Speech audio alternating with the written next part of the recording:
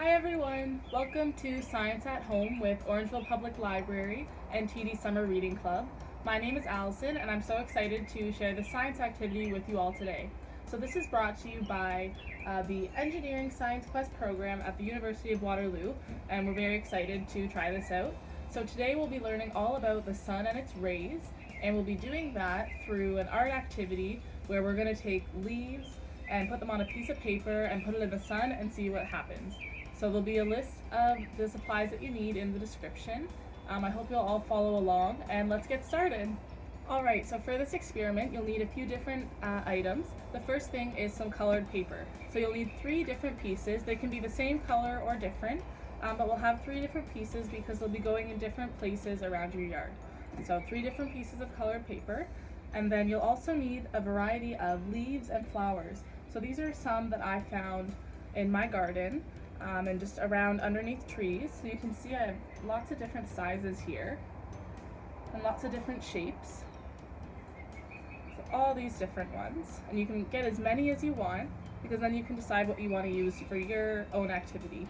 The next thing you'll need is some saran wrap, some plastic wrap like I have here, and then finally some different rocks. So here's some different leaves and flowers that I got from my garden. As you can see, I got lots of different shapes and sizes so that when you're making your design, you can make it creative and make it your own. Alright, so now that you've taken a walk outside and you've collected some leaves and flowers like I have here, you can get started with putting them down on your paper.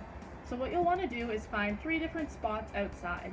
So find one spot where it's fully in the sun, there's lots of sunshine, and then find one spot where it's more indirect sunlight, and then finally find one spot in the shade. So once you've decided where you want to put them, that's when you can start assembling your 3 different pieces of paper. So if you want to get started, you can pick any kinds of leaves that you want. So I'm going to choose some different shapes. So first we have a really big one here. It's very soft. I'm going to put this one at the top of my page. Let's see, what else do I have? I'm going to pick this one, and it has lots of different leaves on it, as you can see. Put that one upside down maybe. And then this one is very long and skinny, and it has prickly ends. These are all just from outside. You can find lots of different shapes when you look carefully.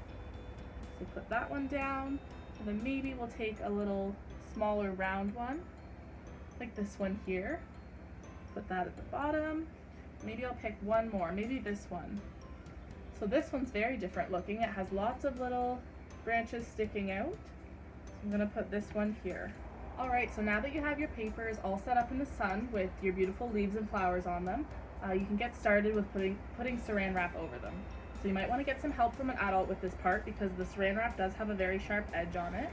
And what you're going to want to do is pull out a piece that's long enough to cover your whole paper and all the leaves on it. And you're just going to go ahead and cover your paper in the area that you want it to be.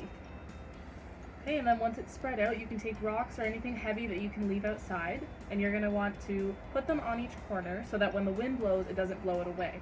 Okay, and there you go, and then you can leave it in the sun for a few hours. So I'm going to go do that now. Okay, so just before I go and check on our designs and see how they're doing, I wanted to tell you a little bit about the sun and UV rays. So light from the sun travels to the earth in wavelengths of different sizes. UV rays are very strong and they have a high level of energy, which means they can affect our skin and our health. And we're going to see how they affect the plants that are on the pieces of paper. So let's go check them out. Alright, so it's been about 4 or 5 hours and I'm inside now, as you can see, and it's time to check out how our designs turned out. So the first one I'll show you, this is the one that was in the shade. So as you can see, it's very hard to see where the leaves were, but up close you can see some of the outline. So this shows us that even when you're in the shade, the sun can still have an impact on you.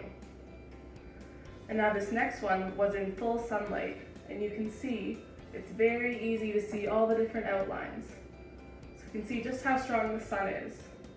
And this last one was also in almost full sunlight, and so when I take the leaves off here, you can see really clearly once again all the designs.